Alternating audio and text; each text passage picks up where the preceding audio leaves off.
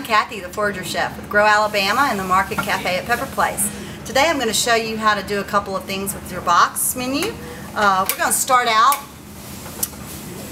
with fire, and we are going to take this zucchini that I showed earlier in the demo. And it's going to take a minute to heat this up. I've just cut it lengthwise half one time and then into half moons. It's kind of my preference for just cooking purposes. You can also just cut it in half before the moon, cut it in half, and turn it into a broiled item. Brush it with some olive oil and some fresh Parmesan on top, and just bake it in the oven for about 10 minutes. That's also a really good way to do it.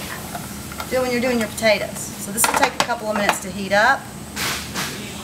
Just got a little bit of olive oil in here, and I did put probably about a teaspoon of butter. Now we have the zucchini. See how it's getting nice and bubbly and brown? Real pretty. We're going to put a little bit of this sea salt on there. And it's already got soaked up the oil and the butter that was in the pan.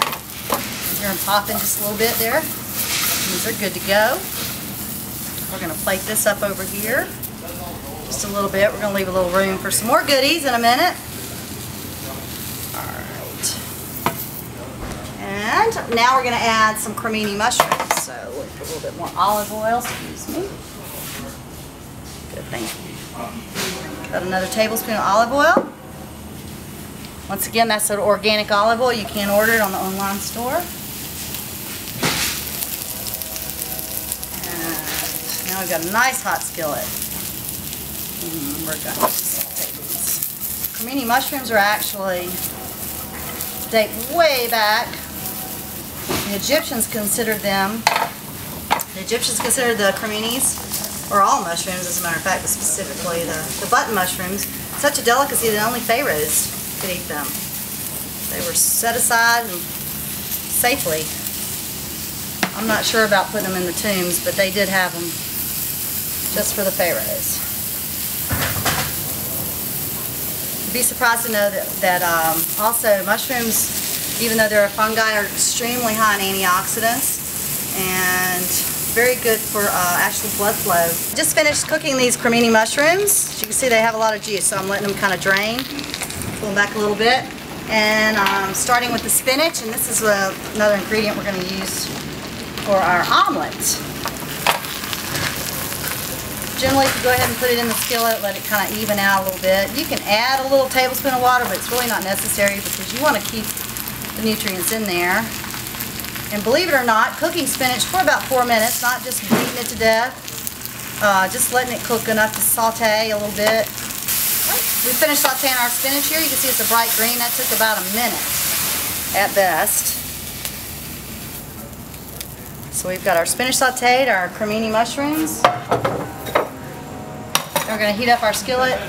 Now, when you have an omelet skillet, it needs to be the only thing you put in it. It's an omelet. Omelets tend to stick.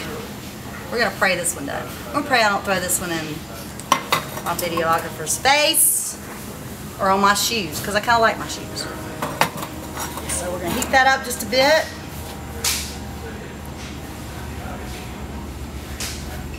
I hate this little thing, but we're going to do it.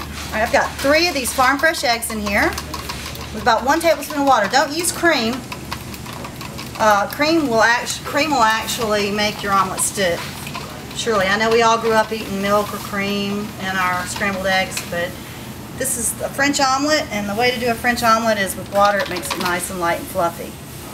So we just pour that egg in there. That's 3 eggs and a tablespoon of water. We'll have these recipes on the website for you as well, and maybe a couple of tips. Now, secret to the omelet, let's get the temperature down a little bit to where it's you're not using your whole skillet up there. Alright, and believe it or not, it's almost like scrambling eggs. You're just moving it around. Just keep making room on the sides. So it's kind of flowing underneath. Alright, now we've added some cream cheese. The bottom layer here, our pretty sauteed spinach and cremini mushrooms.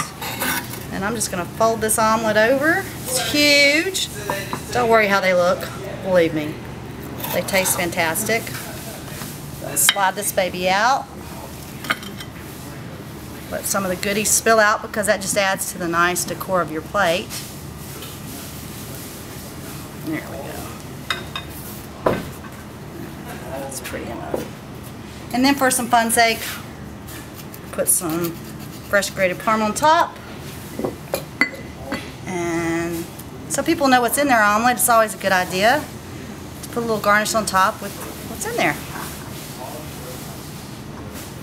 Beautiful. Next I'm going to show you a little bit of a spinach salad, very quick and easy to do if you don't feel like cooking omelets tonight. Then I've got here some really nice spicy pecans. That recipe will be on, so I'll put you a little bit of spicy pecan on there. These are just sauteed for about 3 minutes with some sugar, some salt, a little bit of cayenne pepper. Okay, a lot of bit of cayenne pepper. Sorry, I like it hot and spicy. Got a little bit of goat cheese here. Goat cheese being creamy, just go ahead and mash it up with your fingers.